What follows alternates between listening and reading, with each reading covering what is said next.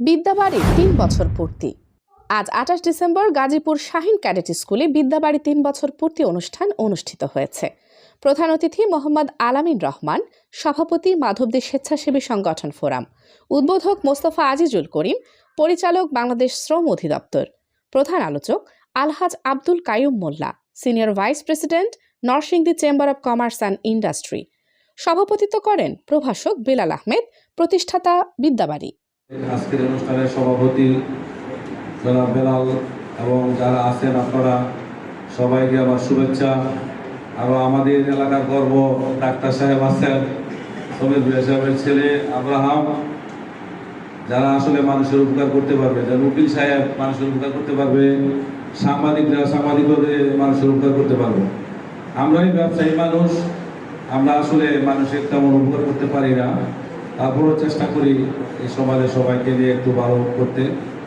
তো বিদ্যাবাড়ি সংগঠন আসলে যে সুন্দর অনুষ্ঠানগুলো করে সর্বস্তরের মানুষের একটা সংযোগ স্থল করার চেষ্টা করে। সাংবাদিক, কবি, সাহিত্যিক, ব্যবসায়ী, উকিল, ডাক্তার, ছাত্র, শিক্ষক সবার একটা মিলনমেলা তৈরি করে।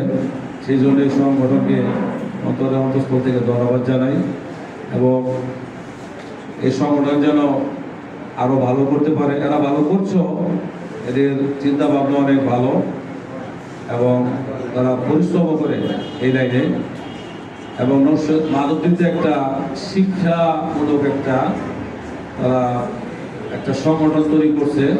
এটা ভালো, সব সমাজের একটা থাকতে হবে, শক্তি থাকতে হবে। তবে আমার মনে হয় তারা একটা শিক্ষক এবং প্রগতিশীল মানুষদের নিয়ে একটা শক্তি তৈরি করতে চাচ্ছে।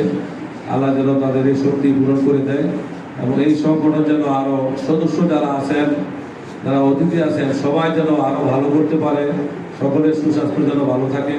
সবাই এটার দিকে খেয়াল রাখবেন এবং আমি আমার সাধ্যমতো এই সংগঠনের জন্য করে যাব ইনশাআল্লাহ। এই বলে সকলের সুস্বাস্থ্য কামনা করে আমি আমার বক্তব্য শেষ করছি। সম্ভবত আমাদের আদাম সাহেব বলেছেন এটার মধ্যে একটা ব্যতিক্রমী এবং ক্রিয়েটিভিটি থাকে। এই জন্য আমি এই বিদ্যাবাড়ির সাথে একটু যুক্ত থাকতে পেরে খুবই গণ্যমান্য ধরনের বড় বড় ক্রেজ থাকে। তারপরে আসলে সব মিলিয়ে ওকে তো বইও প্রকাশ করে থাকে। তারপরে আমাদের যে ছাত্র শুভ সন্ধ্যা। হেমন্তের এই পরন্ত বিকেলে বিদ্যাবাড়ি যে আয়োজন, বিশুদ্ধ জ্ঞানে সমৃদ্ধ জাতি। আমরা জেনেছি যে জাতি তার নিজস্ব সত্তাকে ভুলে যায়, সেই জাতি আসলে কখনো এগিয়ে যেতে পারে না। পৃথিবীতে অনেক জাতি আছে, তারা ধ্বংস হয়ে গেছে শুধু তাদের নিজস্ব সত্তাকে ভুলে যাওয়ার জন্য। তো বিদ্যাবাড়ি মাধবদীতে প্রতিষ্ঠিত হয়েছে অল্পকাল। আসলে সময় তো এখন খুবই অল্প, একটু পরে মাগরিবের আযান দিবে। তো সবার সুন্দর জীবন, সুস্বাস্থ্য কামনা করে আমি আমার সংক্ষিপ্ত বক্তব্য শেষ করলাম। আসসালামু আলাইকুম ওয়া রাহমাতুল্লাহি ওয়া বারাকাতুহু।